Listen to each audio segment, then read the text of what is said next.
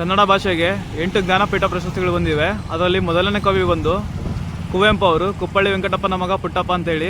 So ಇವರಿಗೆ ಶ್ರೀ ರಾಮಾಯಣ ದರ್ಶನಂ ಎಂಬ ಕೃತಿಗೆ ಒಂದು ಜ್ಞಾನಪೀಠ ಪ್ರಶಸ್ತಿ ಬಂದಿದೆ. ಸೊ ನೋಡ್ರಿ, ಇವರು ನಮ್ಮ ಧಾರವಾಡದ ಕವಿ ದ ರಾ ಬೇಂದ್ರೆ ಅವರು. ಇವರಿಗೆ ನಾಲ್ಕು ತಂತಿ ಎಂಬ ಒಂದು ಕೃತಿಗೆ ಜ್ಞಾನಪೀಠ ಪ್ರಶಸ್ತಿ ಬಂದಿದೆ. UR ಅನಂತ್ ಮೂರ್ತಿ ಅವರಿಗೆ ಸಮಗ್ರ ಸಾಹಿತ್ಯ ಎಂಬ ಒಂದು ಕೃತಿಗೆ ಜ್ಞಾನಪೀಠ ಪ್ರಶಸ್ತಿ ಬಂದಿದೆ. ಶಿವರಾಮ ಕಾರಂತರಿಗೆ ಮೂಕಜ್ಜಿಯ ಕನಸು ಎಂಬ ಕೃತಿಗೆ ಜ್ಞಾನಪೀಠ ಪ್ರಶಸ್ತಿ ಬಂದಿದೆ ಇವ್ರಿಗೂ.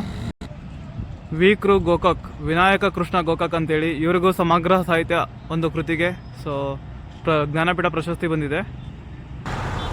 ಚಂದ್ರಶೇಖರ ಕಂಬಾರ ಅವರಿಗೆ ಸಮಗ್ರ ಸಾಹಿತ್ಯ ಕೃತಿಗೆ ಇವ್ರಿಗೂ ಜ್ಞಾನಪೀಠ ಪ್ರಶಸ್ತಿ ಬಂದಿದೆ.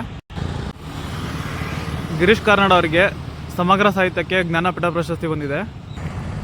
ಮಾಸ್ತಿ ವೆಂಕಟೇಶ ಅಯ್ಯಂಗಾರ್ ಇವರಿಗೆ ಚಿಕ್ಕ ವೀರ ರಾಜೇಂದ್ರ ಎಂಬ ಕೃತಿಗೆ ಜ್ಞಾನಪೀಠ ಪ್ರಶಸ್ತಿ ಬಂದಿರುತ್ತೆ. ಒಟ್ಟು 8 ಮಂದಿಗೆ ಜ್ಞಾನಪೀಠ ಪ್ರಶಸ್ತಿ ಬಂದಿದೆ. ಹಿಂದಿ ಭಾಷೆಯಲ್ಲಿ 9, ಕನ್ನಡ ಭಾಷೆ 8. ದ್ವಿತೀಯವಾಗಿರೋದೇ ನಮ್ಮ ಕನ್ನಡ ಭಾಷೆ, ನಮ್ಮ ಹೆಮ್ಮೆ.